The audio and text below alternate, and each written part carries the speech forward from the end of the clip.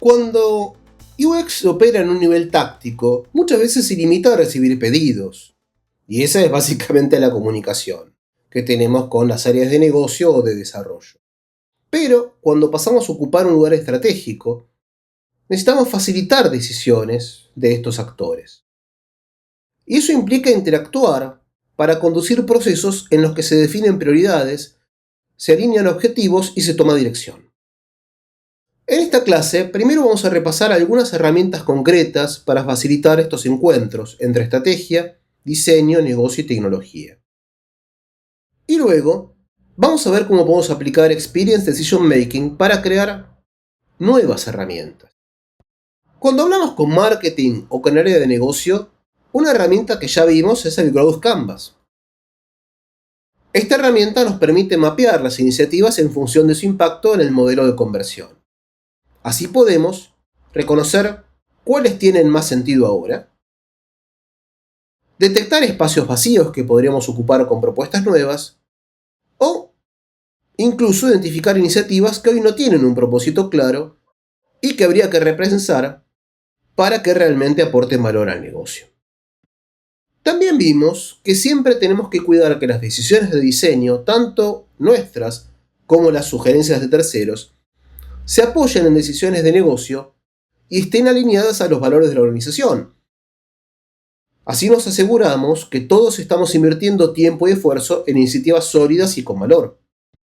Otro punto clave es cómo gestionamos las sugerencias. Tenemos que dar visibilidad a todo el equipo y a todos los stakeholders de cuáles ya fueron validadas y por lo tanto vamos a estar cerrando para generar entregables para implementación, para que desarrollo pueda tomar en su proceso, y cuáles todavía están por validar. Eso nos permite priorizar y asegurar el esfuerzo lo más prometedor, dejando el resto para los procesos siguientes a medida vayamos despejando. Una herramienta especialmente útil para coordinar con desarrollo es el Roadmap Ágil. En vez de entregar un diseño cerrado y esperar que lo implementen, proponemos alternativas para una misma funcionalidad. Eso nos permite conversar con desarrollo, entender sus restricciones y co-crear soluciones factibles. Así construimos juntos un plan incremental que alimenta los próximos sprints y mejora la colaboración. Esta herramienta que les he compartido nació aplicando principios de Experience Decision Making.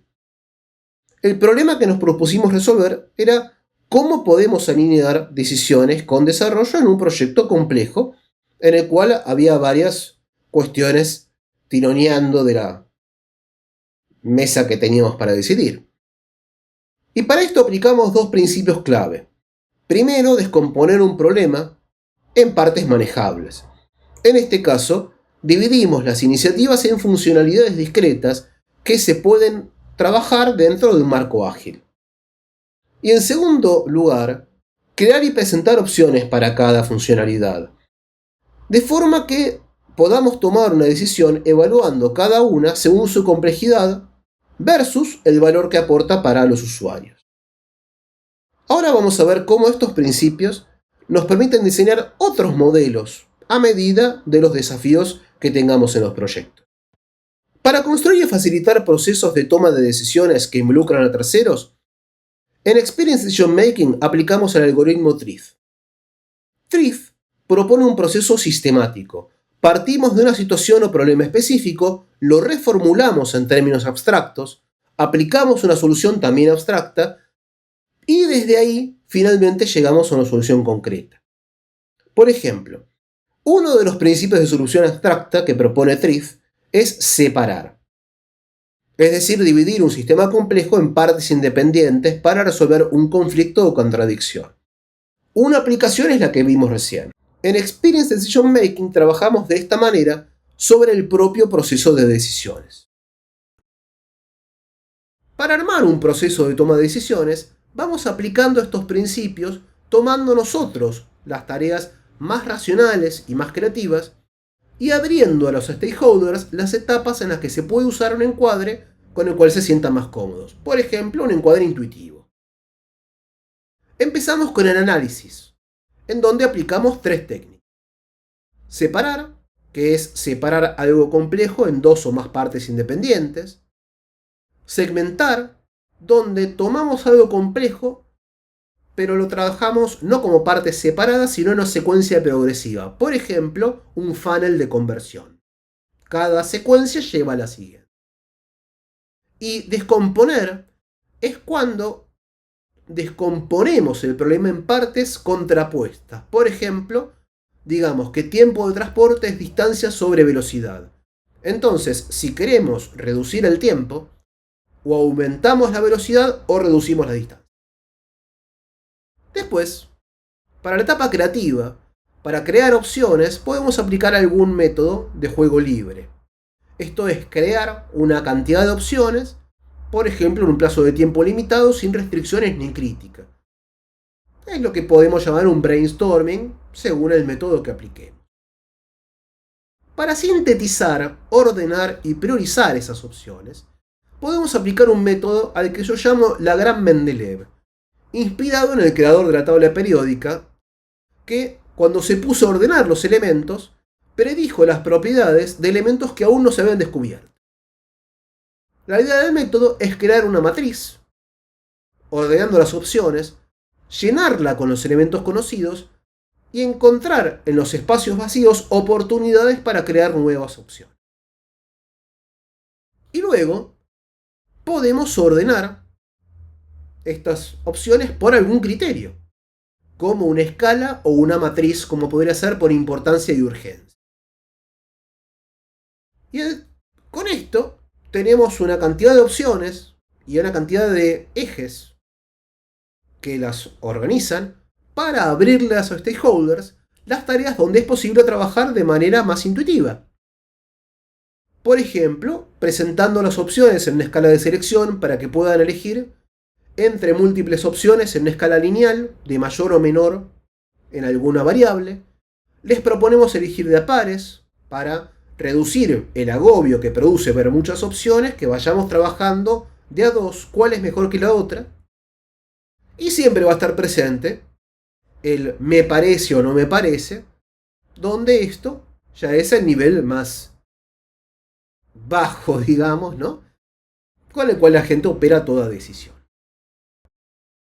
Lo importante de los procesos que diseñamos es que en cada paso se agote el espacio de análisis o de decisión, de manera tal de que a nadie le quede la sensación de que quedó algo pendiente, ni que mañana se le pueda ocurrir algo a alguien que no se había contemplado y que obliga a volver atrás, disparando la incertidumbre y desarmando todo el trabajo que hicimos para mantener la complejidad de la decisión más acotada. En este caso real, ayudamos a los stakeholders a definir de manera ordenada el nivel de carga visual con el que se iba a plantear la tienda. Lo que hicimos entonces fue primero crear alternativas con diferente carga visual y luego las ordenamos por un criterio, de menor a mayor carga visual. Y una vez que ordenamos esto y lo disponemos, empieza a tomar un poco más de sentido. Y los stakeholders pueden decir, bueno, no, sí, la tercera, pero tal vez, no sé si la segunda. Bueno, podemos ayudarlos a enfocar y esta escala de selección, verla de a pares, ¿no? Entonces vemos los primeros dos, entre el primero y el segundo, ¿con cuál nos quedamos? No, el primero es muy simple, vamos con el segundo, perfecto. Entre el segundo y el tercero.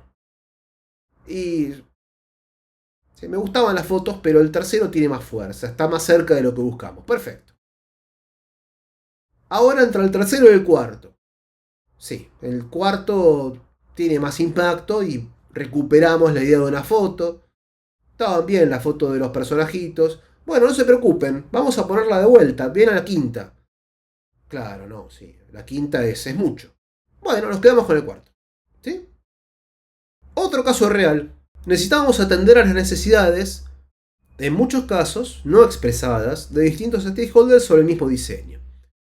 Entonces, lo que hicimos fue separar el diseño en partes y combinar esas partes de todas las formas que tuviera sentido. Como la combinatoria resultaba inmanejable, trabajamos con los stakeholders para que eligieran de a pares. En este proceso, también podíamos interpretar en sus decisiones, que nos contaran las preferencias, que en muchos casos recién se estaban dando cuenta de que las tenían. Entonces, entre estos dos diseños, supongamos que les parecía mejor el de la izquierda. Ahora que ganó ese diseño, lo comparamos con otro, ¿sí?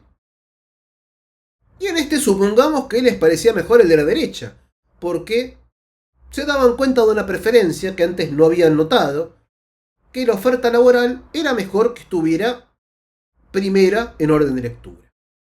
Y así fuimos decantando las opciones y pudimos conciliar todas las miradas en un solo proceso. Y en este otro caso real que les comparto, no solo había que poner en común la mirada de muchos stakeholders, sino que además se trataba de dimensiones en contradicción. Porque por un lado querían que el diseño fuera vistoso, que tuviera impacto, innovador, diferente, disruptivo, pero por el otro, había recursos muy limitados para el desarrollo. Lo que hicimos primero fue crear opciones. Hasta en un punto empezar a ordenar por criterios y en base a ese orden ahora aplicar la gran Mendeleev para encontrar un montón de otras opciones que no habíamos imaginado. Y luego presentamos estas opciones en dos ejes: impacto visual versus complejidad funcional. El diseño que estaba en producción estaba en la esquina inferior izquierda porque era el punto cero de las dos dimensiones.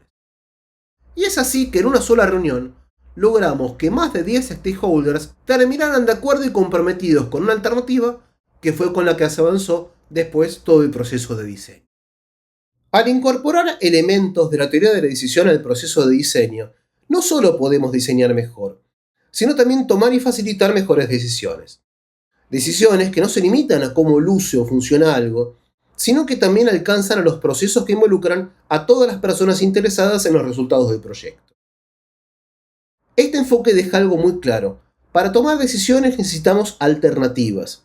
Y al mismo tiempo, este enfoque nos empodera, porque convierte la creatividad en una competencia estratégica, la capacidad de generar opciones válidas que puedan ser evaluadas, y no en una chispa mágica para que las cosas queden lindas.